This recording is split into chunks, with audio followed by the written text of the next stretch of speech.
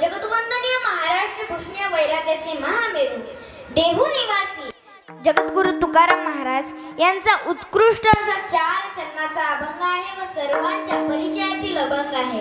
या अभंगाद्वारे तुकाराम महाराज मानवी जीवनाला स्वतः हित जागा करून देणारा हा अभंग आजच्या सेवेकरता निवडलेला आहे। विठ्ठल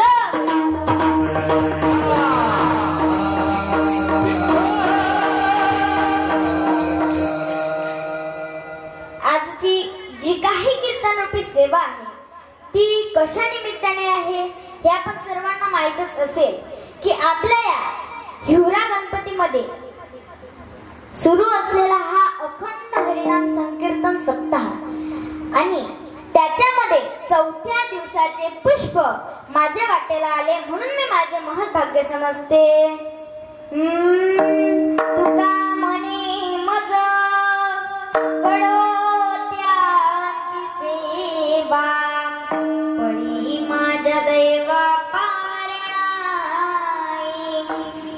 या ठिकाणी 4थ्या दिवसाचे पुष्प माझ्या वाटेला आले म्हणून मी माझे महत् भाग्य समजते। विठ्ठल विठ्ठल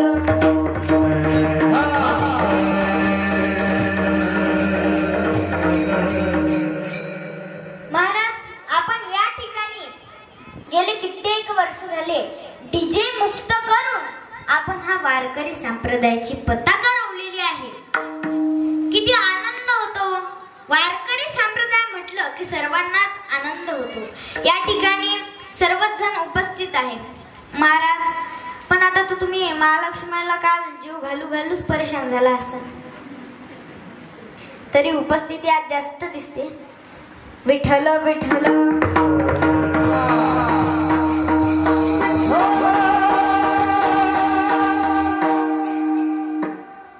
डीजे मुक्त केल्याबद्दल गणेश ट्रस्ट मंडळाच्या गणेश ट्रस्ट मंडळाचे मी खूप खूप धन्यवाद व्यक्त करते।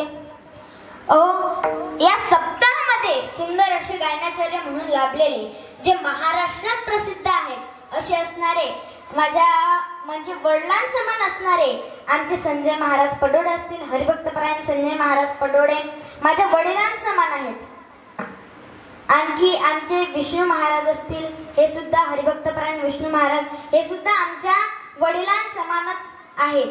आता गुरुस्थानी असलेले हरिभक्तपरायण शिवाजी महाराज असतील, त्यानंतर आमचे वडील सुद्धा कीर्तनाला उपस्थित आहे, माझ्या माता सुद्धा कीर्तनाला उपस्थित आहे, सर्व गावकरी उपस्थित आहे। या कीर्तनाचा मेन पॉइंट म्हणजे तुम्ही जर आला नसता तर काय झालं असतं? मी कोणाला कीर्तन सांगितलं असतं? कोणाला?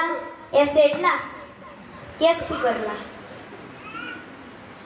म्हणून तुमचे सुद्धा धन्यवाद व्यक्त करते। इथे येण्याचा योग कोणामुळे आला असेल तर गणेश ट्रस्टाच्या मुळे इथे येण्याचा योग आला।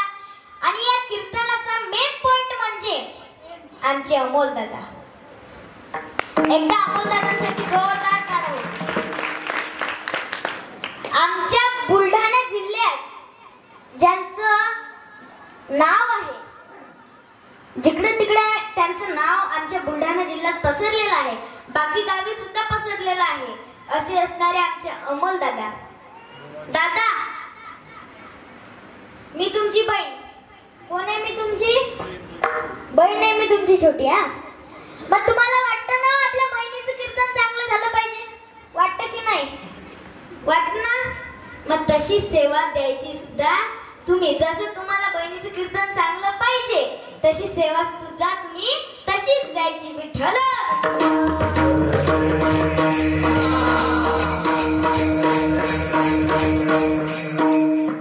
आपुलिया हिता जुवसी जगता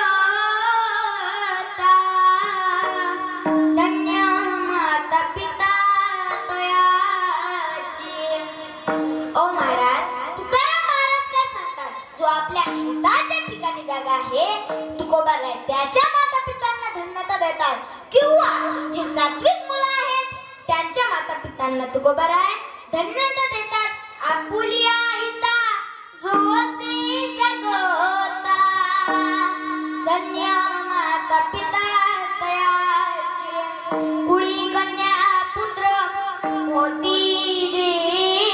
सात्विक तयाचा हरिक वाट देवा. तुकाराम महाराज सांगतात की या कुळामध्ये जे सात्विक कन्यापुत्र आहे, सात्विक कन्यापुत्र ओळखायचे कसे? गीता भागवत करीती श्रवण, अखंड चिंतन विठोबाचे. जे गीता आणि भागवत श्रवण करतील, जे विठोबाचे नाम चिंतन करतील, ते सात्विक मुलं आहे हे ओळखायचे. महाराज, आता तुम्ही म्हणसाल सात्विक मुलं कुठं आहे? कुठं आहेत सात्विक मुलं? हे काय सर्व आपल्या समोरच उभे आहेत. महाराज, या संस्थेमधील सर्व माझे लहान मोठे बांधव असतील. गुरुबंधू म्हटलं तर काही हरकत नाही. लहान मोठे माझे गुरुबंधू असतील. हरिहर वारकरी शिक्षण संस्था जोगेश्वरी. किती गोड गोड पावलं खेळतात होय. महाराज, आपले जर मुलं आज इथं उभे असते, आपल्याला किती कौतुक वाटलं असतं. तुकोबारा कोणाच्या माता पित्यांना धन्यता देतात, तर अशा सात्विक मुलांच्या माता पित्यांना तुकोबारा या अभंगामध्ये धन्यता देतात. आणि तुकाराम महाराज सांगतात, काय सांगतात तुकाराम महाराज, की आम्हाला कोणाची सेवा करो? तुका म्हणे मजा करो त्याची सेवा. कोणाची सेवा करो? तर अशा सात्विक मुलांची सेवा आम्हाला या जीवनामध्ये घडली पाहिजे, असे तुकोबारा आपल्या या अभंगामध्ये सांगतात. तुका म्हणे मजा करो त्याची सेवा, परी माझ्या दैवा पार नाही. हा झाला अभंगाचा सरळ सरळ भावार्थ. आणि आता करू कीर्तनाला सुरुवात. विठ्ठल आपुल्या हिता जो असे जगता, धन्य माता पिता तयाची. तुकाराम महाराज सांगतात की जो आपल्या हिताच्या ठिकाणी जागा आहे, तुकोबारा त्याच्या माता पित्यांना धन्यता देतात. विठ्ठल महाराष्ट्राच्या मातीमध्ये अनेक संत मंडळी जन्माला आली, पण प्रत्येक संतांचा अधिकार मात्र वेगळा आहे. आणि या मातीला म्हटलं जातं पवित्र ते गुण पावन तो देश, पवित्र ते गुण पावन तो देश.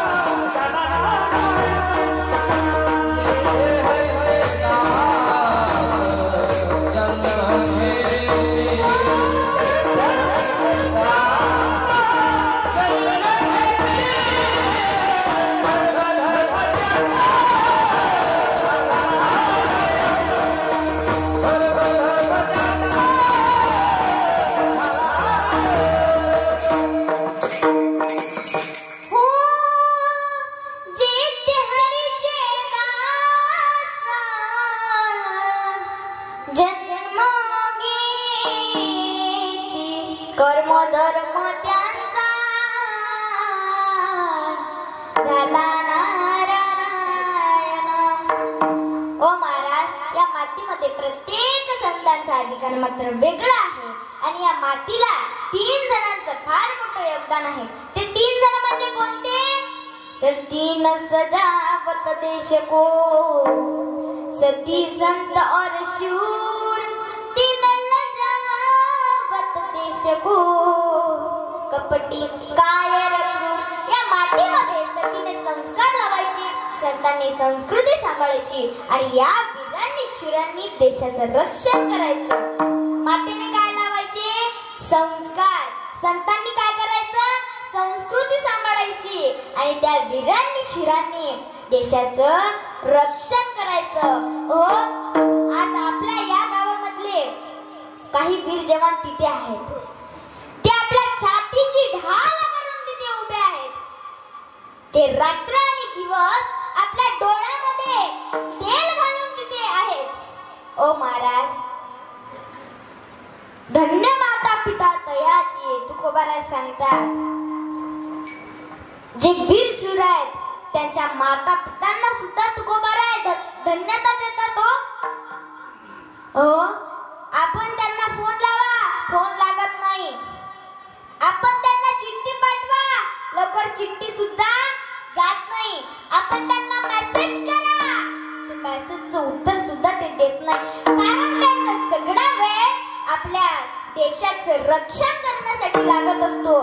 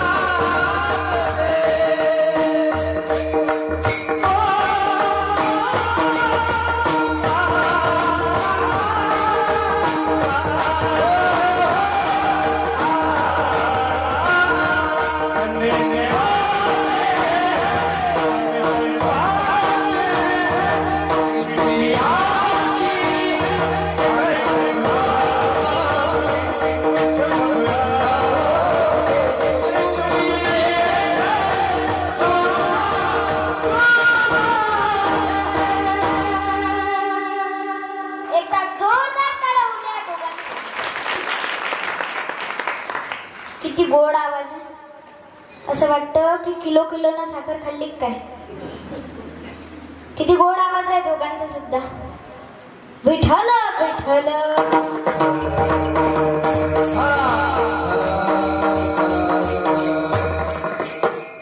महाराज, किंवा या प्रसंगासाठी काय म्हणावं वाटतं. आता तुम्ही म्हणसान कोणता प्रसंग.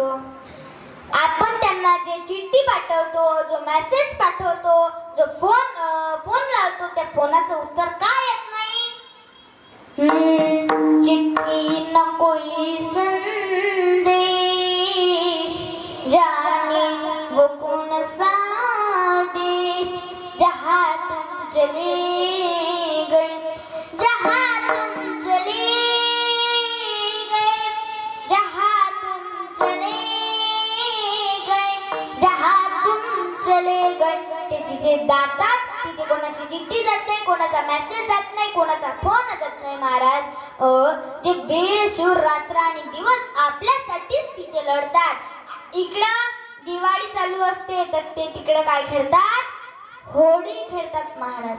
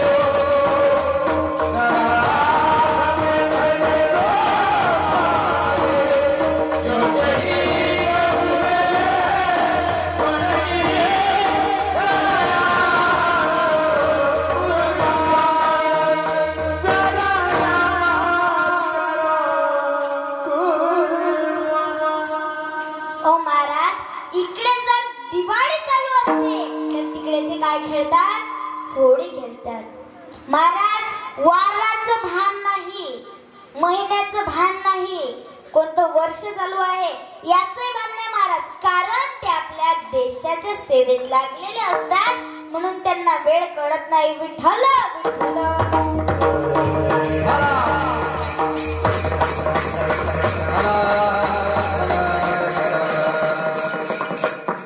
महाराज आपल्या इथे कोणाचा सप्ताह चालू आहे? बोला. गणपती बाप्पांचा सप्ताह आपल्या इथे चालू आहे. आपल्याला माहिती आहे गणपती बाप्पा कशापासून बनलेले आहेत? गणपती बाप्पा हे माता पार्वतीच्या मळापासून बनलेले आहेत. महाराज आता 109 वर्ष झाले तुम्ही कीर्तन श्रवण करत आहात, गणपती बाप्पांचं चरित्र ऐकत आहात, पण माझा तेवढा अधिकार नाही, माझा तेवढा अधिकार सुद्धा नाही हे तुम्हाला सांगायला. कारण की कित्येक मोठे मोठे मंडळी, कीर्तनकार मंडळी, त्यांनी सुद्धा तुम्हाला सांगितलंच असेल. पण आता गणपती बाप्पांचा दरबार आहे आणि गणपती बाप्पांच्या दरबारामध्ये गणपती बाप्पांचं जर सांगितलं नाही तर त्यांना कसं वाटलं? पण तसा त्यांना राग येत नाही, पण त्यांना कसं वाटेल? वाईट वाटेल. तर म्हणून आपण त्यांचं थोडं श्रवण करू. काय श्रवण करू? तर नामचिंतन श्रवण करू. विठ्ठल विठ्ठल.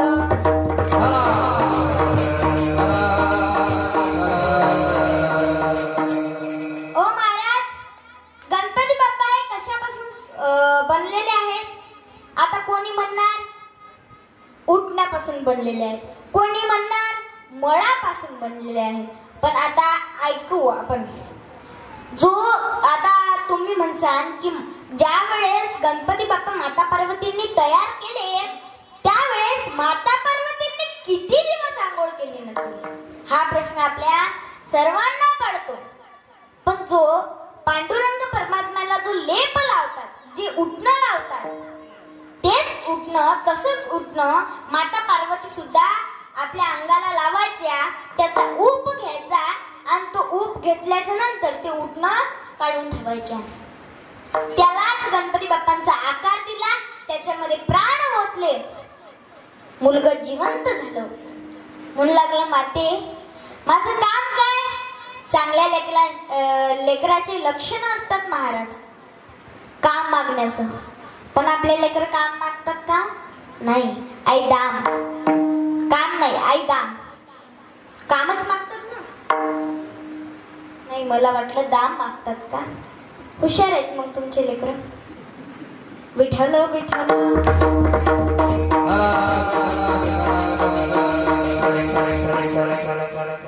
महाराज गणपती बाप्पा म्हणू लागले माते माझं काम काय? त्यावेळेस माता पार्वतींनी सांगितलं बाळा, अरे मी स्नान करत असताना कोणालाच आत येऊ द्यायचं नाही. त्यावेळेस गणपती बाप्पा म्हणाले, माते, मी हे काम करत असताना एखाद्याला अडवलं आणि त्याने विचारलं की तू मला अडवणारा कोण? त्यावेळेस मी, आई, माझं नाव काय सांगायचं? त्यावेळेस माता पार्वती म्हणाल्या, बाळा, तू जर माझ्या विनयाचं रक्षण करशील म्हणून मी तुझं पहिलं नाव विनायक ठेवते. तेव्हापासून गणपती बाप्पांचं पहिलं नाव काय आहे? विनायक. तर गणपती बाप्पांचं पहिलं नाव विनायक. माता पार्वती स्नान करण्यास निघाला आणि गणपती बाप्पा तिथे दारावरती उभे राहिले. तेवढ्यात भोलेनाथजी आले. भोलेनाथजी म्हणू लागले, मला आत जाऊ दे. गणपती बाप्पांनी काही ऐकलंच नाही. गणपती बाप्पा नाही म्हणू लागले, तुम्ही आत जाऊ नका, मी मातेची आज्ञा घेतलेली आहे म्हणून मी तुम्हाला आत जाऊ देणार नाही. तेव्हा भोलेनाथांना खूप राग आला, क्रोध आला आणि त्यावेळेस भोलेनाथांनी काय केलं? आपल्या त्रिशूळाने गणपती बाप्पांवर वार केला. गणपती बाप्पांचं हे मस्तक छाटला गेला महाराज. गणपती बाप्पा जोरात किरकांडी मारली आणि गणपती बाप्पा हे खाली पडले. माता पार्वतींना आवाज गेला. माता पार्वती धावत धावत धावत धावत गणपती बाप्पांकडे आल्या आणि म्हणू लागल्या, शिवजी, मला माझा पुत्र वापस पाहिजे, मला माझा पुत्र जिवंत करून द्या. त्यावेळेस शिवजींना सांगितलं, नंदीजींना सांगितलं की जो उत्तरेकडे डोकं करून झोपलेला आहे त्याचं शिर कापून आणा. आपल्याला जुने लोक सुद्धा सांगतात की उत्तरेकडे डोकं करून झोपू नये महाराज. जो उत्तरेकडे डोकं करून झोपलेला असेल त्याचं शिर कापून आणा. त्यावेळेस नंदीजी हे कोणाच्या तरी शोधात निघाले. ज्याचं उत्तरेकडे डोकं आहे त्याचं शिर कापून आणायचं असं नंदीजी म्हणू लागले. नंदीजी गेले. जंगलामध्ये गेल्याच्या नंतर एका हत्तीचं छोटस पिल्लू त्यांना सापडलं. ते उत्तरेकडे डोकं करून झोपलेलं होतं. मग त्यावेळेस ते उत्तरेकडे डोकं करून झोपलेलं होतं. मग काय झालं महाराज? नंदीजींनी त्याचं मस्तक कापलं, त्याचं शिर कापलं आणि ते गणपती बाप्पांना बसवलं. शिवजींनी त्याच्यात प्राण ओतले. लेकरू जिवंत झालं. आणि त्यावेळेस काय झालं महाराज? माता पार्वती म्हणू लागल्या की याचे छोटे छोटे हात, छोटे छोटे पाय, एवढं मोठं पोट, एवढं मोठं तोंड, हे कसं शोभतं याला? त्यावेळेस शिवजी म्हणू लागले, पार्वती, चिंता नकोस करू. या त्रैलोक्यात कुठलीही पूजा असेल तर पहिल्या पूजेचा मान तुझ्या लेकराला मिळेल. म्हणून तेव्हापासून कुठलीही पूजा असो त्यात गणपती बाप्पांचा वास असतो. आपण त्यात गणपती बाप्पांची पूजा करतो. महाराज, तेव्हापासून आपण सर्वच जण गणपती बाप्पांची काय करतो तर त्या ठिकाणी आपण पूजा करतो. आता गणपती बाप्पा समजा जर त्या ठिकाणी मंदिरात असते तर कोण म्हणेल याला देव? छोटे छोटे हात, छोटे छोटे पाय, एवढं मोठं पोट, एवढं मोठं तोंड, कोण म्हणेल याला देव? जर महाराज माणूस जर दिसायला सुंदर नसला ना तर कोणीच किंमत देत नाही. एखाद्याच्या लग्नात गेल्या, फार नटून ठटून गेल्या आणि तिथे तुम्हाला कोणी विचारलंच नाही की तुम्ही केवढ्याचे आहे, तुम्हाला तिथला भारीतला बासमती तरी प्या वाटेल का? नाही प्या वाटत. महाराज, तसेच गणपती बाप्पांचं सुद्धा झालं होतं. पण शिवजींनी सांगितलं त्रैलोक्यात कुठलीही पूजा असली की पहिला मान तुझ्या लेकराला मिळेल. मग तेव्हापासून कुठलीही पूजा असली की त्याच्यात गणपती बाप्पांचा वास असतो. आपण त्या ठिकाणी गणपती बाप्पांची पूजा करतो. तुकाराम महाराज म्हणतात की असेच कन्यापुत्र आपल्या पोटी जन्माला यावे आणि त्यांच्या माता पितांना तुकोबाला धन्यता देतात ते अभंगाच्या प्रपंचांना.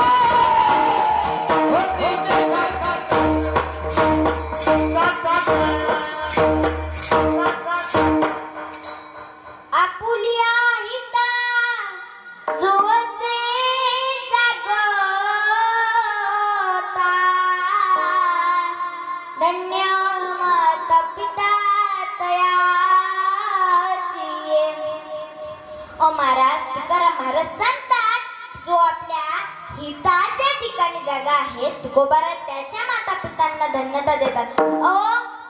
आपलं कोणतं हित असतं? कोणतं हित असतं? पैशाचं, सोन्याचं, चांदीचं, हिऱ्याचं, मोतीचं, हे आपलं हित असतं. पण तुकोबाराय कोणतं हित सांगतात?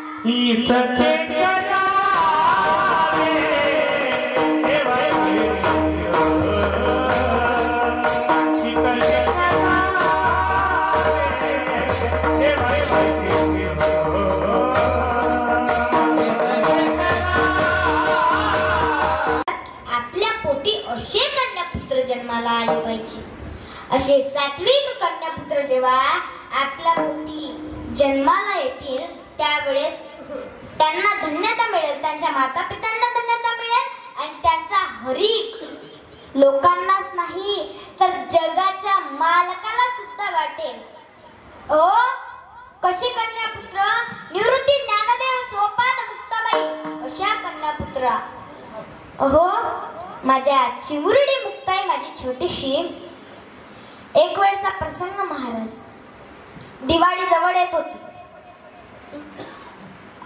दिवाळीच्या काही दिवसा अगोदर लोकांनी माझ्या मुक्ताईला, निवृत्तींना, सोपान काकांना, ज्ञानदेवांना मारलं आणि सिद्ध बेटावर राहण्यास पाठवलं. सिद्ध बेटावर राहण्यास कोण आलं? तर निवृत्ती, ज्ञानदेव, सोपान, मुक्ताबाई हे चारही भावंडे सिद्ध बेटावर राहण्यास सुरुवात केली. तिथे ज्ञानोबा माऊलींनी सर्व झाडलं.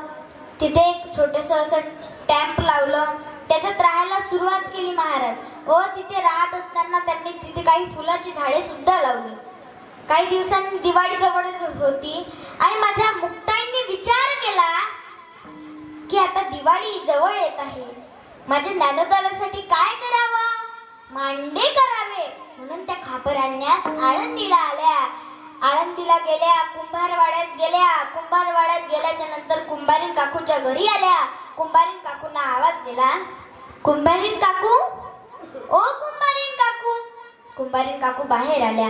खूप दिवसांनी मुक्ताईला बघितलं होतं, पण मुक्ताईजवळ धावत धावत धावत धावत गेल्या आणि मिठी मारली महाराज. मिठी मारली आणि म्हणू लागल्या, मुक्ता, अगं किती दिवस झाले मला दिसलीच नाही. त्यावेळेस माझ्या मुक्तांनी सांगावं, काकू, हे लोक काकू आम्हाला जगू देत नाही. आमच्या जेवणामध्ये शेण टाकतात, आमच्या अंगावर शेण टाकतात, गोटे टाकतात, माती टाकतात. म्हणून आम्ही हे आता आळंदी आम्ही सोडून दिलेले आहे काकू. आता आम्ही सिद्ध बेटावर राहत असतो. पण महाराज त्यावेळेस कुंभारी काकू म्हणू लागल्या, हा बोल ना मुक्ता, काय काम होतं? त्यावेळेस माझ्या मुक्तांनी सांगितलं, काकू, उद्याची दिवाळी येत आहे म्हणून मी विचार केला की माझ्या ज्ञानोदादासाठी काहीतरी करावं, म्हणजे मांडे करावे म्हणून मी खापर आणण्यास आले. काकू, जर थोडं खापर असेल तर मला देता का? खापर द्या काकू. त्यावेळेस कुंभारी काकू म्हणाल्या, हो मुक्ता, 2 मिनिट थांब, मी घरामध्ये खापर असेल तर देते. त्यावेळेस कुंभारी काकू घरात गेल्या. तिकडून विसोबा काका आले. विसोबा काकांना माझी चिमुरडी मुक्ताई दिसली. आवाज दिला, मुक्ते, ए मुक्ते, कशाला आली आळंदीला? माझ्या मुक्ताईंनी सांगितलं, काका, उद्याची दिवाळी येत आहे म्हणून मी विचार केला माझ्या ज्ञानोदादाला मांडे करावे, त्यासाठीच खापर आणण्यास आले.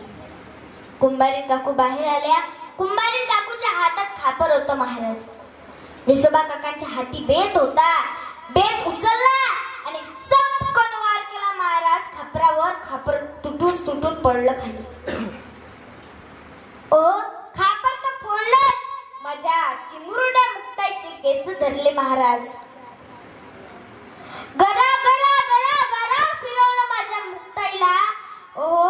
छोटीशी चिमुरडी ती मुक्ताई आकांत करून रडू लागली महाराज. 2-3 तापडा दिल्या. चिमुरडी छोटीशी मुक्ताई गरा गरा गरा गरा फिरवलं माझ्या मुक्ताईला आणि असं दाळ दिशेने फेकलं महाराज. चिमुरडी छोटीशी मुक्ताई आकांत करून रडू लागली.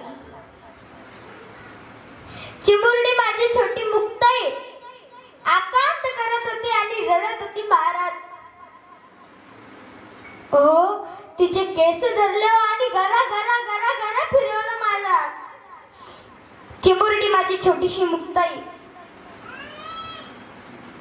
चिमुरडी छोटीशी मुक्ताई आकांत करून रडू लागली आणि रडता रडता सिद्धपेठावर आली महाराज.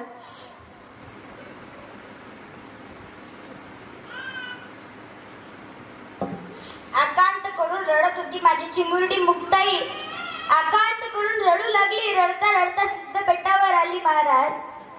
ज्ञानोबा माऊली फुलांना पाणी घालत होते. त्यावेळेस माझी चिमुरडी मुक्ताई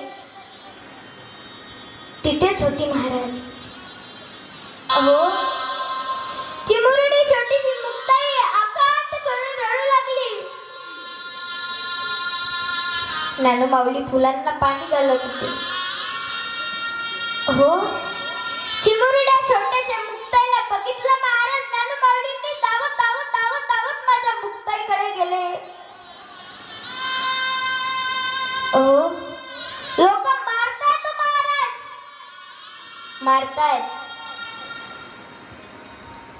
त्यासाठी सिद्धपेठावर राहण्यास आले. ज्ञानोबा माऊलींनी छोट्याशा मुक्ताला विचारलं, मुक्ता, अगं काय झालं ग? का रडतेस मुक्ता? माझ्या मुक्तांनी सांगावं. दादा, अरे उद्याची दिवाळी आहे रे.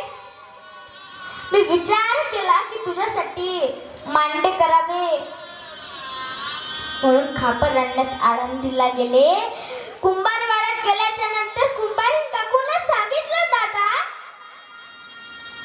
कुंभारीण काकू खापर द्या. बाहेर उभे राहिले दादा. तेवढ्यातच विसोबा काका आले. म्हणू लागला, संन्यासाच्या मुलांना इतके चोचलं कशाला? अरे दादा, माझी वेणी धरली रे आणि गरा गरा गरा गरा फिरवलं रे दादा मला. 2-3 तापडा घेऊन दिला रे दादा मला. चिमुरडी माझी मुक्ताई रडत रडत ज्ञानोबा माऊलींना सांगू लागली, दादा, अरे त्या विसोबा काकांनी माझी वेणी धरली, गरा गरा गरा गरा फिरवलं दादा आणि 2-3 चापडा ठेवून दिल्या दादा. पण त्यावेळेस ज्ञानोबा माऊलींनी सांगितलं, मुक्ता, रडू नकोस ग, रडू नकोस. उंडा भिजव. उंडा भिजवला महाराज. इतका ज्ञानोबा माऊलींना क्रोध आलेला होता, इतका राग आलेला होता. सांगितलं, उंडा भिजव, मांडे कर. मांडे केले महाराज. खूप राग आलेला होता म्हणून पुढे हात टेकवले, मागे गुडघे टेकवले महाराज. आणि तो अंगामधला अग्नी प्रज्वलित केला महाराज. ओ, अग्नी प्रज्वलित केला आणि मुक्ताला सांगितलं, मुक्ता, टाक आता माझ्या पाठीवरती मांडे. ओ, मांडे भाजले. कुठं? पाठीवरती मांडे भाजले आणि ज्ञानदेव चालले मंद मंद पाऊले.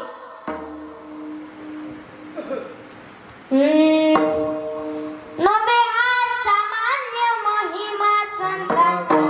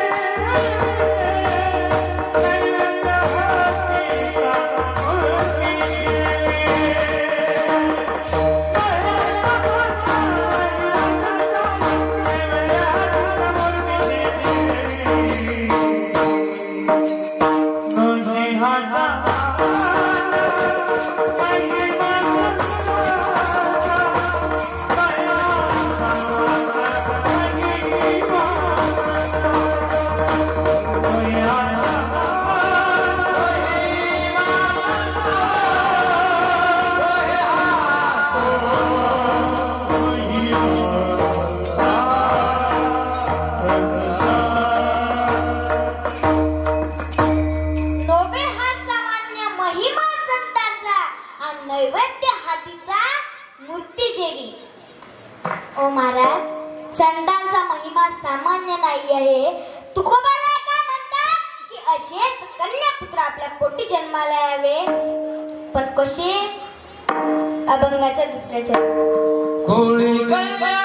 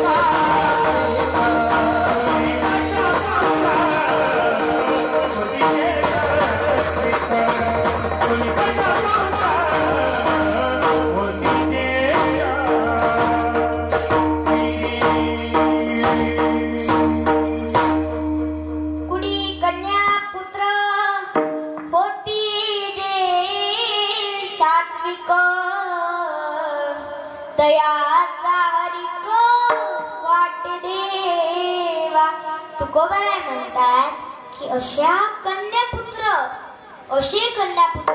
आपल्या पोटी जन्माला आले पाहिजे. त्यावेळेस त्या कन्यापुत्रांचा हरी कोणाला वाटेल तर जगाच्या मालकाला त्याचा हरी होईल. त्याचा आनंद जगाच्या मालकाला होईल. हो महाराज, आपण म्हणतो, काही जण असे म्हणतात की लय जण म्हणतात संसारात का गुंतू नाही. महाराज, संत संसारात का गुंततात? ज्ञानोबाराय, तुकोबाराय, निवृत्तीनाथ, सोपान काका, गोरोबा काका, जनाबाई, मुक्ताबाई, मीराबाई, बहिणाबाई, कित्येक संत मंडळी आहे.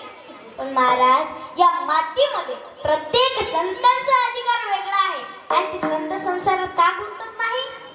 का गुंतत नाही संसारात? कारण त्यांना या संसारातलं वर्म कळलेलं आहे, म्हणून संत संसारात गुंतत नाही.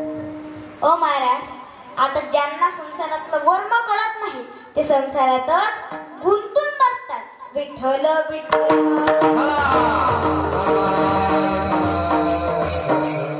यावर बघा, एक तुम्हाला दृष्टांत सांगते.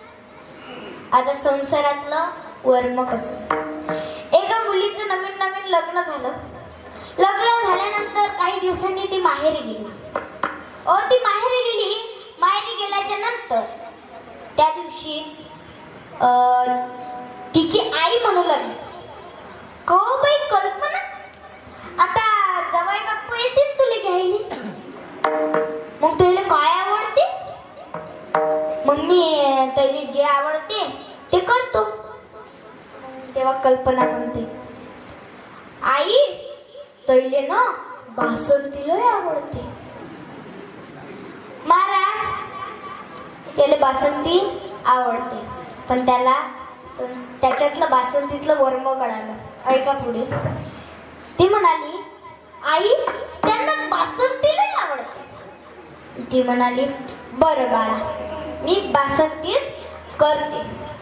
महाराज त्या बाईनं 15 लिटर दूध बोलावलं. किती लिटर? बरोबर, ध्यानात ठेवा. 15 लिटर दूध बोलावलं महाराज आणि बासंती घोटण्याचा कार्यक्रम सुरू केला. महाराज सासरवाडीचा जो जवळ असतो त्याला आपल्या सासरवाडीचा जलवा जरा लोकायला दाखवायला, म्हणजे मित्र दोस्ताईला दाखवायला लय हाऊस असते महाराज. त्याने काय केलं, आपल्या 4 व्हीलर मध्ये एक पुढून बसवला, 3 मागून बसवले आणि तो ड्रायव्हिंग करायला बसला. आली गाडी, सासरवाडीत आली.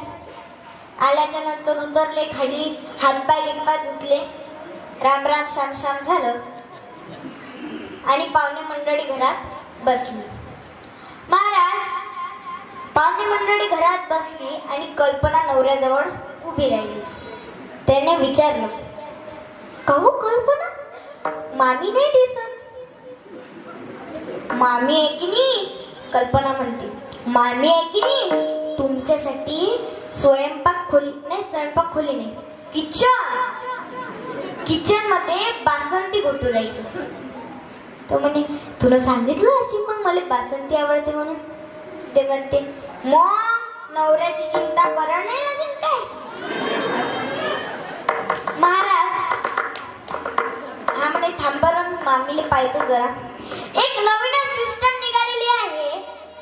किचन आणि हॉलच्या मध्ये एक भिंत असते, त्या भिंतीत एक खिडकी असते महाराज. त्याच्यातून चहा पार्सल होते, पाणी पार्सल होते, शरबत पार्सल होते. महाराज त्या खिडकीतून हा बघायची आणि मामीले शिंक यायची. असेच दिवस होते महाराज. मामीला झालेली होती सर्दी आणि सर्दी जाम पिकलेली होती.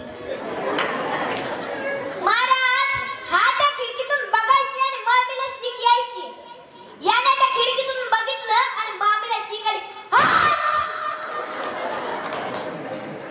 अबघा रंग एक झाला, अबघा रंग एक झाला, रंगी रंगला. श्रीरंग नाही बर का, बासंती. महाराज एवढा मोठा हिरवागार कार्यक्रम त्या बासंतीत पडला. महाराज तिने इकडे तिकडे बघितलं, कोणी नव्हतं. घोटायचं केलं महाराज, घोटणं त्याच्यातच सुरू. मस्त सगळं मिक्स फ्रूट जाम एकात केलं. सर्व एकत्र झाल्याच्या नंतर ते असं रंगीबिरंगी दिसू लागलं जरा.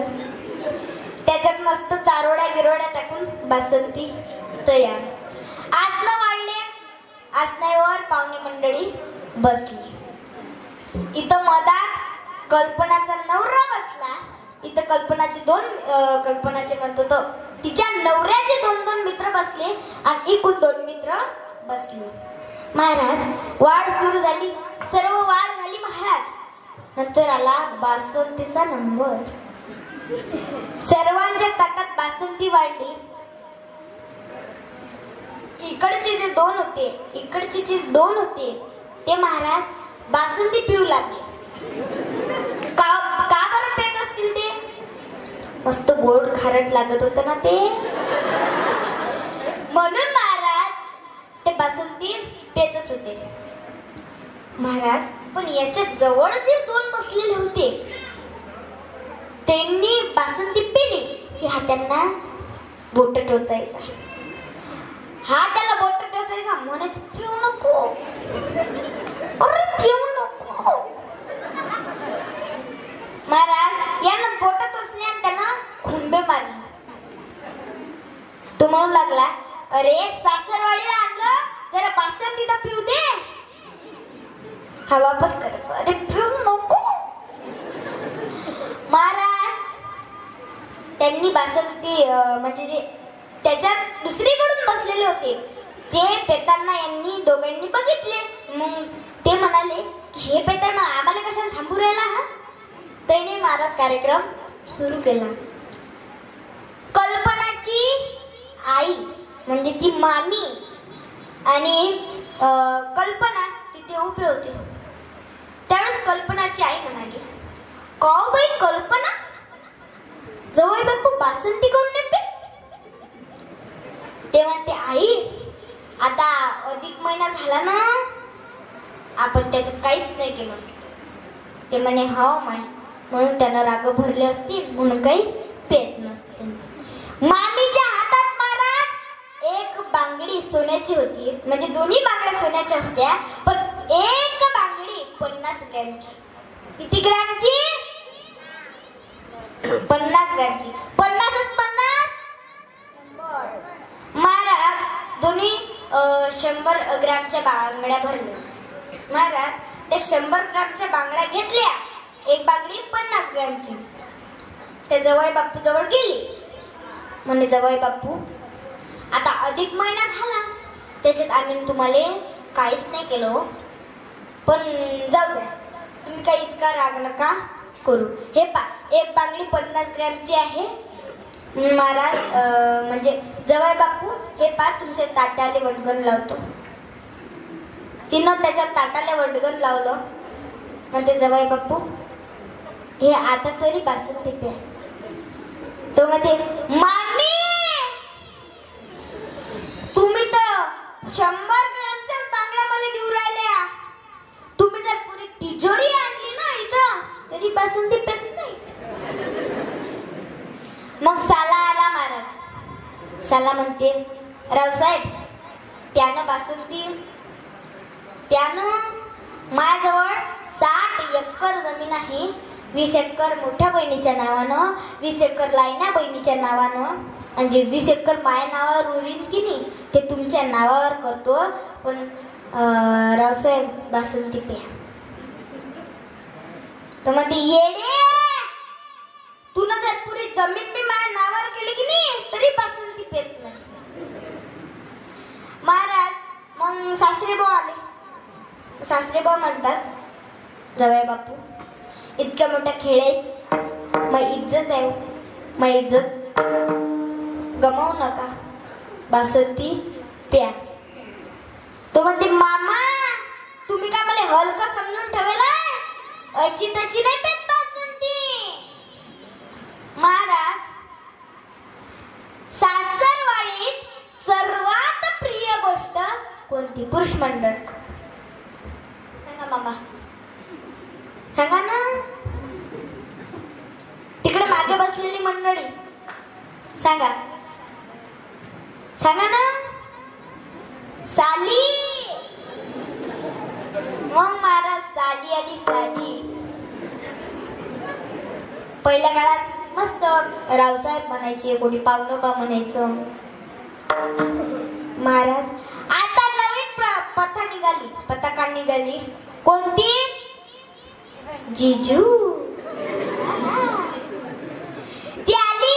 म्हणते, "जिजू, जिजू, तुम्हाला आपल्या प्रेमाची शपथ जिजू, 2 घोट बासंती प्या." तो म्हणते, "प्रेम झाला राखा, पण तू गड्ड्या." महाराज तिने डोळ्याला पदर लावला आणि घरात चालली गेली. आता कोण उरलं? हा, नाही, सासू झाली ना. कोण कोण? कल्पना. ती बायको होती त्याची. ती कल्पना उरली. कल्पना आली ना. कल्पना पदर खोसून म्हणते, "काय लावलंय?" माय म्हणते बासंती पे, माय भाऊ म्हणते बासंती पे, माय बाप म्हणते बासंती पे. ते सुरक्षेला आली, डोळ्याला पदर लावून चालली गेली. ते म्हणते बासंती पे. बासंती महाराज गरम झालेली होती जरा, पण त्यावेळेस काय महाराज त्यांना सांगितलं, कल्पना ऐकणं मी तुझं हमेशा ऐकतो की नाही, हर बारीनं ऐकतो की नाही तुझं, मग आजच्या दिवस जाऊ दे ना, आजच्या दिवस जाऊ दे ना कल्पना. नाही महाराज, ते कल्पना होती, कल्पना बेबासंगी. महाराज तुम्ही महिला मंडळ तुम्ही एक चूक करता बरं का. त्या तुमच्या नवऱ्याला तुम्ही काय करता, सात्विक मुलं हे कशावरनं ओळखायचे. सात्विक मुलं कोणते, आपल्या अभंगाकडे वळलेला आहे बरं आपण. सात्विक मुलं कशावरनं ओळखायचे, तर हे सर्व माझे लहान मोठे बांधव हे कोण आहेत, सात्विक मुलं आहेत. असेच सात्विक मुलं तुकाराम महाराज आपल्या पोटी जन्माला यावे असं सांगतात. अहो महाराज तुकाराम महाराज सांगतात, गीता भागवत करीती श्रवण अखंड चिंतन विठोबाचे. तुकाराम महाराज सांगतात की अखंड चिंतन विठोबाचे तुम्ही श्रवण करा. आपण सुद्धा या ठिकाणी विठोबाचे नामचिंतन श्रवण करू.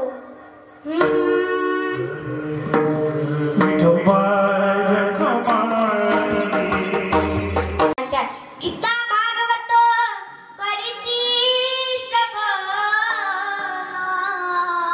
अखंड चिंतन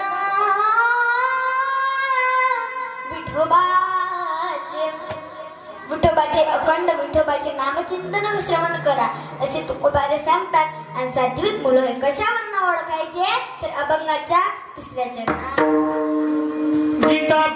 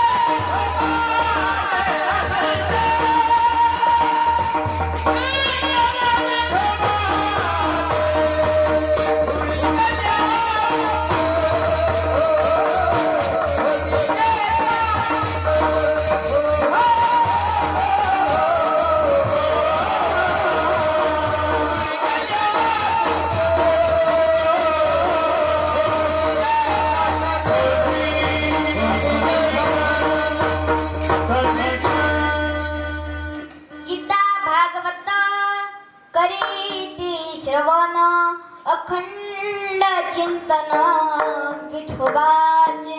तुकाराम महाराज सांगतात की गीता आणि भागवत श्रवण करा आणि त्याच्या सोबतच तुम्ही काय करा, विठोबाचे नामचिंतन श्रवण करा. आताच आपण विठोबाचे नामचिंतन काय केले, श्रवण केले. पण महाराज जो या जगाचा मालक आहे, या जगाचा परमपिता आहे, असे असणारे माझे भोले बाबा, पण त्यांचं सुद्धा आपण काहीतरी या ठिकाणी गाऊया, त्यांचं सुद्धा आपण या ठिकाणी नामचिंतन श्रवण करूया. दादा, अमोल दादा, थोडा आवाज वाढवा आणि थोडा पिकू सुद्धा द्या.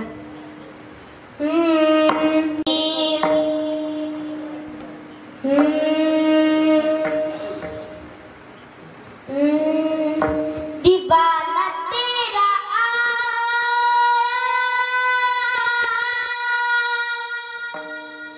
दीवाना तेरा बोल तेरी नगरी में, दीवाना तेरा अब तेरी नगरी में, दीवाना तेरा अब तेरी नगरी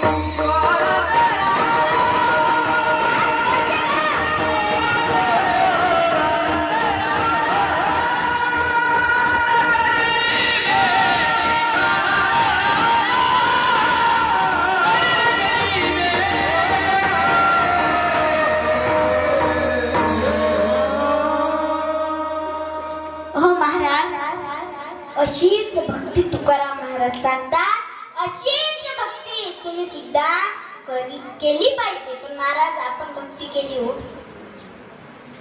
आणखी कोण राहिलं तर सर्वांनी हात वरती घ्यायचे. हे खूप मोठं भजन आहे, पण लास्टचं भजन आहे. हात वरती घ्या सर्वांनी, हात वरती घ्या.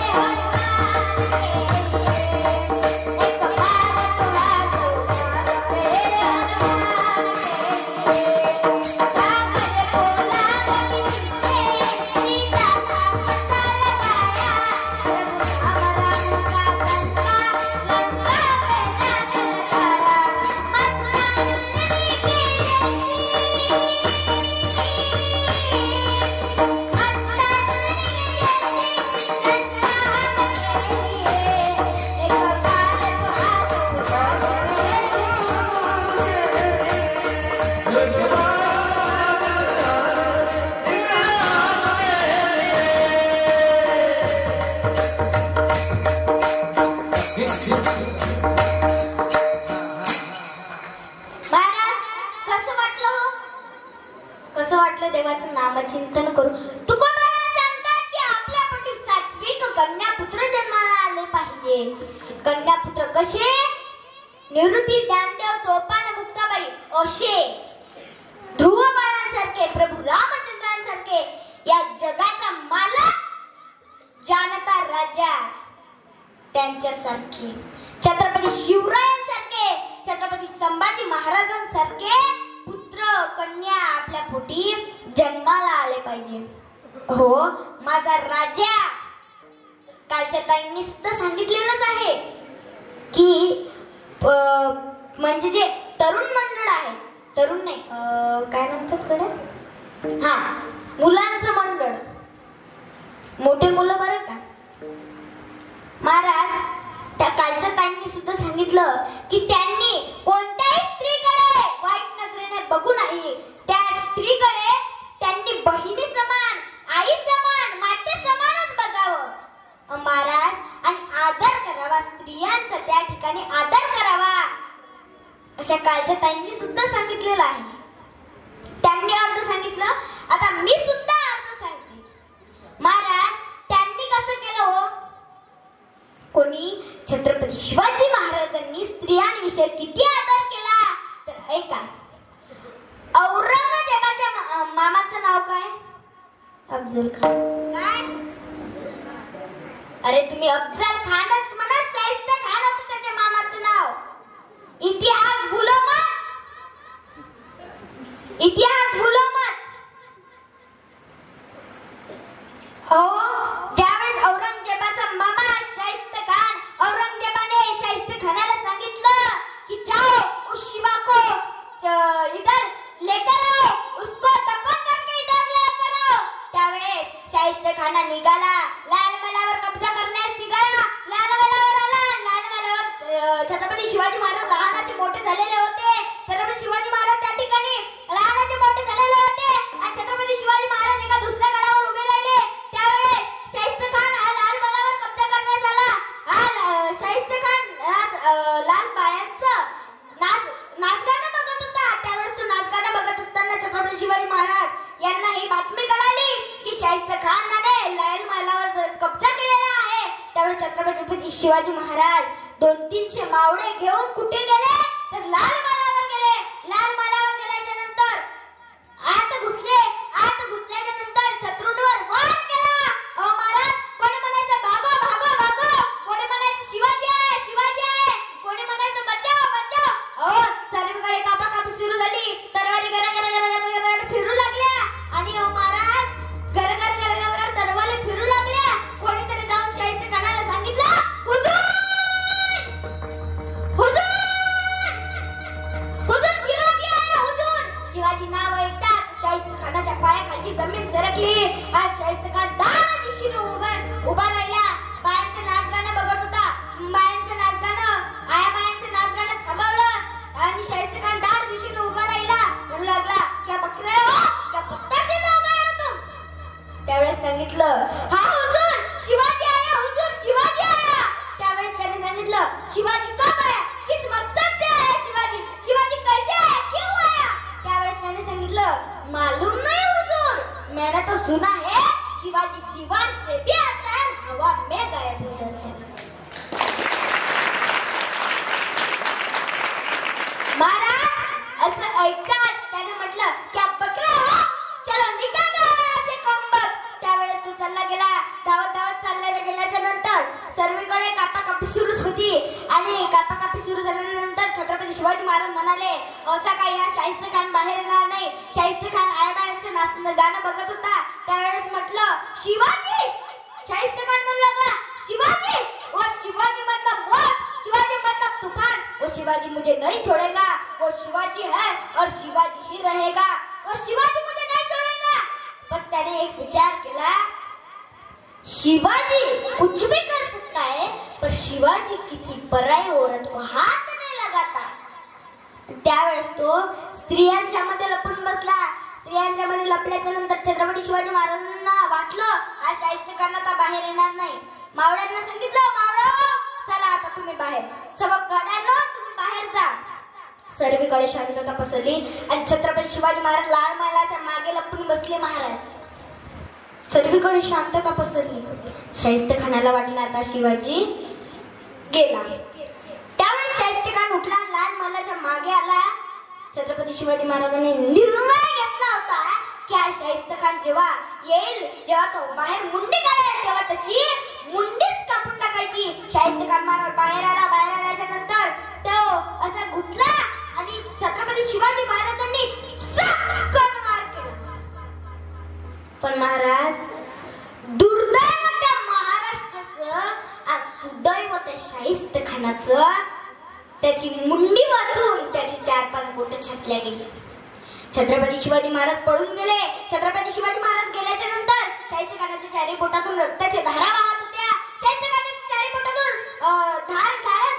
वाहत होत्या. त्यावेळेस धारा वाहत असताना हा शाहिस्तेखान एका भिंतीच्या आड लपून बसला. बसल्याच्या नंतर तिथे तो आकांत करून रडू लागला. आकांत करताना त्यावेळेस त्याची बहीण आली आणि म्हणू लागली, भाईजान, भाईजान. हा म्हणाला, अरे क्यों चिल्ला रहे हो, इधर मेरी जान जा रही हो, तुम क्यों चिल्ला रही हो.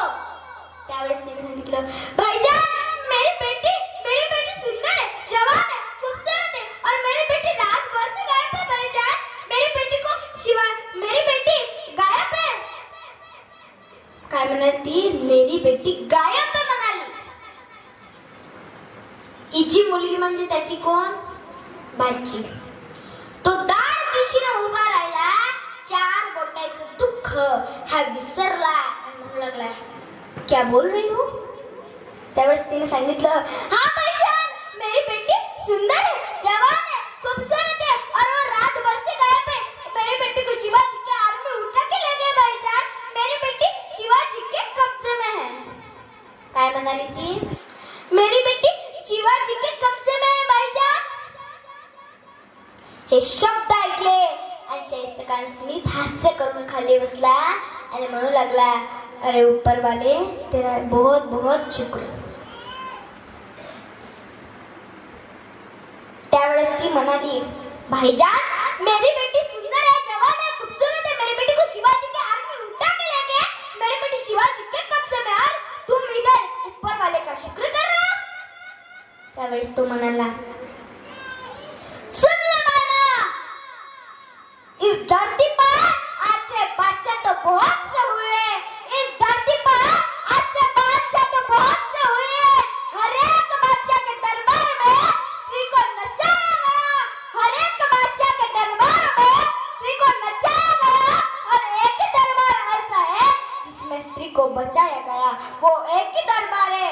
ऐसा दरबार का राजा कौन होगा? वो छत्रपती शिवाजी महाराज. सांगितलं, बहिणा सुन ले, इस धरती पर आज से बादशाह तो बहुत से हुए.